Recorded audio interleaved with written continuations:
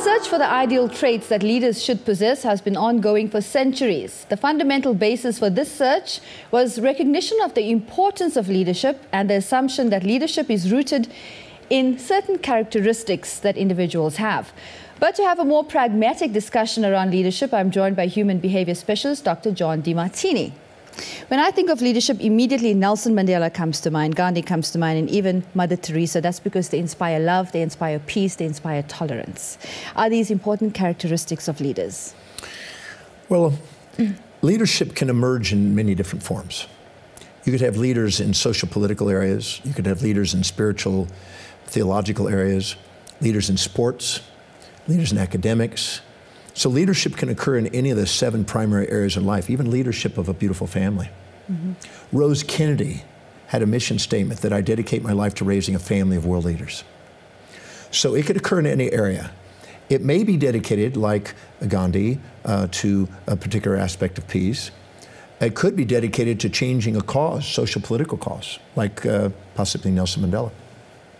But the one thing that I find common to the leaders is that they feel that they're inspired by the cause, they feel it's part of their destiny to fulfill it, and they're willing to endure pain and pleasure in the pursuit of it to accomplish a transformation at some level of their operation, whether it be individual, at the family, community, city, state, nation, or world. But global leaders, they obviously feel that there's a cause in the world that they want to enact. So they're unflinching in their values. A very interesting saying comes up for me when I think about Nelson Mandela, a statement that he made when he was in New York, addressing a large number of people, in response to a question. Well, what's important is what he said. He said that a person who changes his principles every time he meets different people can never lead a nation. He was obviously unflinching in his values, and that is an important trait, would you say? Well, inside all of us, there's the fixed and the variable. And as I've said in many talks, everybody lives by a set of priorities, a set of values in their life, things that are most important to least important. In the areas of our highest value, we have the highest probability of sustaining a focus. Every time we do set goals that are aligned with our highest values, we increase the probability of achievement, we increase the space and time horizons in what we achieve, we tend to give ourselves permission to do something more and more meaningful, and we gain confidence and achievement by doing so. When we do, we wake up the natural-born leader. We all have a leader inside us, but the degree of the congruency we have between our intentions and our highest values will determine how we wake it up. So individuals that are clear and concise and congruent, and they have goals that are really meaningful, that are so inspiring to them, they'll let nothing stop them from their dreams. They'll endure pain and pleasure in the pursuit of it. Those are the individuals that have a fixed principles that they set their goals on and they target themselves on. People that are not living by their highest values are more variable in their nature because they tend to be living by other people's expectations all the time and changing according to the needs of people, trying to please people. So true leaders find something that they target that is meaningful to them, that is inspiring to them, that they believe will serve the world, or at least the level of the operation they want to lead, a city, a state, a nation, a world. And they go after that, and they endure the pains and pleasures in the pursuit. So if you're not being crucified, you're probably not on purpose. That's basically a sign that you're on track to something that's meaningful. Usually you'll go through, as Gandhi said, you go through 3 stages, and Schopenhauer said it, Margaret Mead said it, that you'll go through ridicule, you'll go through violent opposition until it becomes self-evident, and you've changed the paradigm. And you have to be willing to go and endure something long enough and hold on to it long enough to be able to change and create a new paradigm in society. And Margaret Mead said basically that never underestimate the significance of a small group of people for making a difference in the world. For in fact, that's the only thing that's ever made a difference. Is someone, individual, that has an unborrowed vision that could transform and transcend the old paradigm and tradition and convention and give birth to a new way of thinking that's more effective and efficient, that they hold on to, that people rally around to fulfill, to change the course of history. From a human development perspective, is it really important for each one of us to think of ourselves as leaders? I believe our truest nature is to emerge as that leader, but we don't give ourselves permission to do it. The number one thing that I've seen stop people is the subordination to outer authority. How are you going to be a leader if you keep subordinating to outer authority? Respecting authority is different than subordinating to it. Blind submission. It was Albert Einstein said, "My contempt for authority is what made me one." He did not just because somebody said something that was an authority. He had a teacher, Philip Leonard, that was a professor that he was a student of. And Philip had a construct that he was presenting on a photoelectric effect and on many different things with dealing with energy and matter. And he saw flaws in it. So he stood up to the teacher, and the teacher was offended by this, but Einstein stood up to him. And they had a battle most of the rest of his life. They had a battle. In fact, they attempted to assassinate Albert Einstein because of this. But he kept to his principles. And he even had such certainty about his principles that he believed that if for some reason God's laws didn't follow his principles, he felt sorry for God. That's how certain he was. Mm-hmm. So that's a little bold and maybe over-daring. But the reality is that he worked through and concluded from his studies what he believed was true, and he stuck to it. And as ultimate. The same with Sir Isaac Newton. The same for Kepler. Same for Copernicus and Galileo and Giordano Bruno. And all the individuals that left their mark in history were people that had conviction to something that they felt were so solid, and their certainty exceeded the opposition. I always say that when somebody has an immortal vision, no mortal can undermine that immortal vision, because it comes from the soul, not just the senses. But some people have delusional ideas when it comes to leadership and confuse that with power issues. Like Hitler was very successful in his vision, but he was considered a leader as well in his time. Well, what he did is he based his ideas on things that were not as sound facts. He was a mystic, and he basically studied some of the theosophical constructs and believed that he was trying to create this super race. Mm-hmm. In the process of doing that, what he thought was wise was based on some things that were not accurate.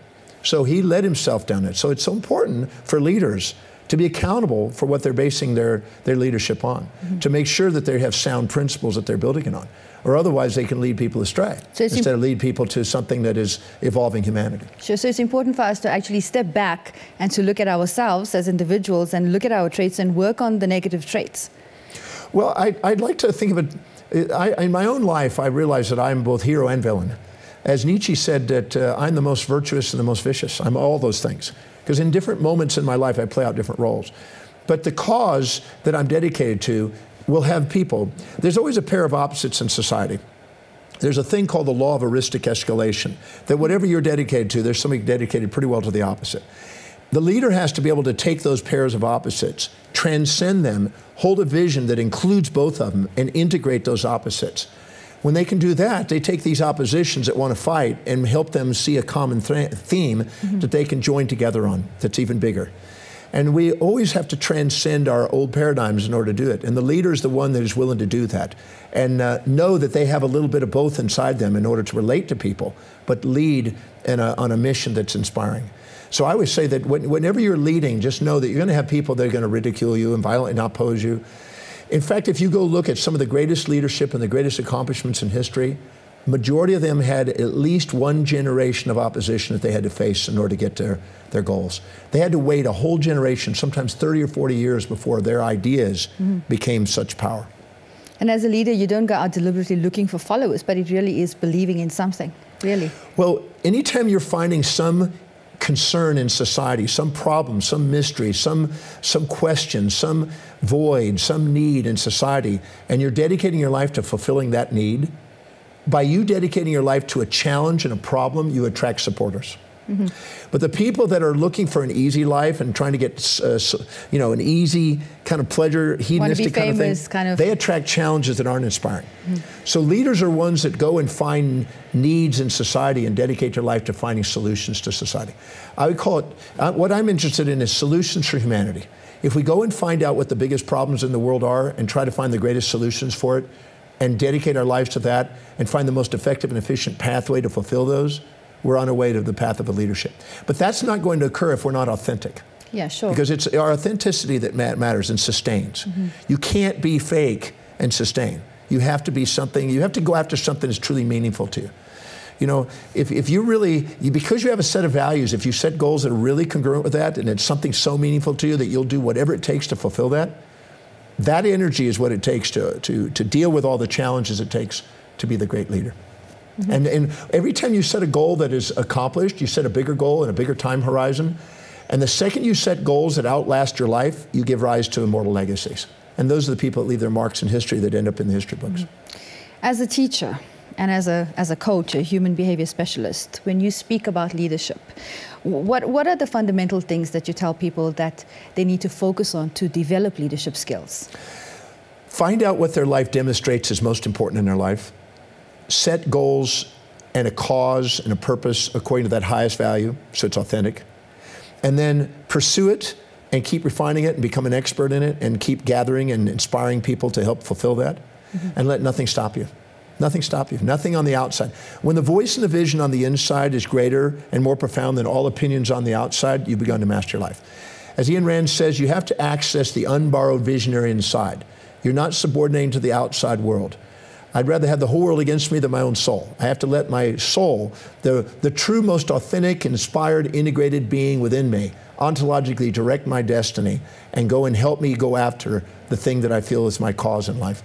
And go after that and know that people automatically will rally around that because they yearn to do the same thing and live the same way. When they see somebody doing that, they're called to help them. And it's an inspiration for them too.